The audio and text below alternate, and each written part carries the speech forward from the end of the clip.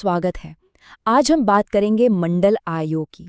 एक ऐसा नाम जिसने भारतीय राजनीति में कह सकते हैं एक तरह की आग ही लगा दी थी।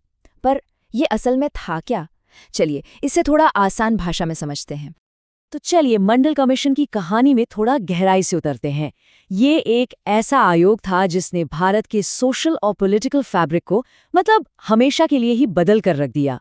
ठीक है, तो इसकी शुरुआत कहाँ से हुई? इसे समझने के लिए हमें थोड़ा पीछे जाना पड़ेगा, 1970 के दशक के आखिर में। और यकीन मानिए वो दौर भारत के लिए काफी उथल-पुथल वाला था। तो बात है 1979 की। जनता पार्टी की सरकार थी। उन्होंने एक नया कमीशन बनाने का फैसला किया और यहीं से इसका नाम पड़ा मंडल कमीशन। क्यों? क्योंकि इसके चेयरमैन थे बीपी मंडल। अब देखिए, ये जो टाइमलाइन है ना, ये हमें एक तरह का रोड मैप देती है कि हम आगे क्या क्या कवर करने वाले हैं। कमीशन कब बना, रिपोर्ट कब आई और फिर वो लागू कब हुई। तो अब आते हैं इसके मकसद पर। आखिर इस कमीशन को बनाया क्यों गया था? इसका काम क्या था? इसका सबसे जरूरी काम था एक खास ग्रुप की पहचान करना। ये ग्रुप था socially and educationally backward classes का। तो पॉइंट ये है कि कमीशन का मेन काम था पहचान करना, बस। अब यहाँ एक बहुत बड़ा सवाल उठता है, कमीशन ने ये कैसे तय किया कि कौन इन क्लासेस में आता है और कौन नहीं? तो इसके लिए कमीशन ने एक फ्रेमवर्क बनाया। उन्होंने 3 अलग-अलग इंडिकेटर्स का इस्तेमाल किया, सोशल, एजुकेशनल और इकोनॉमिक। सामाजिक, शैक्षिक और आर्थिक आधार पर यह तय किया जाना था।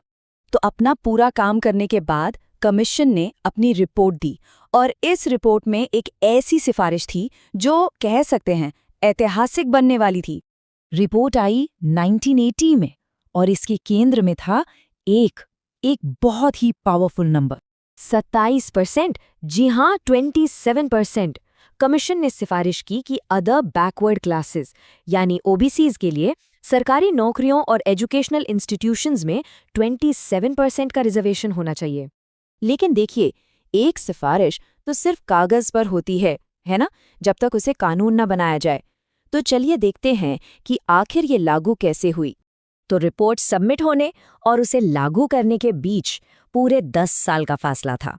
और इसे लागू भी एक दूसरी सरकार ने किया, वीपी सिंह की सरकार ने।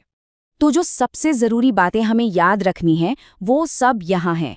कौन, क्यों, क्या और कब। मंडल कमीशन के बारे में सब कुछ। और ये इतिहास सीधे आज से जुड़ता है, जो हमें एक आखिरी सवाल पर लाकर छोड़ देता है कि इसकी विरासत आखिर है क्या।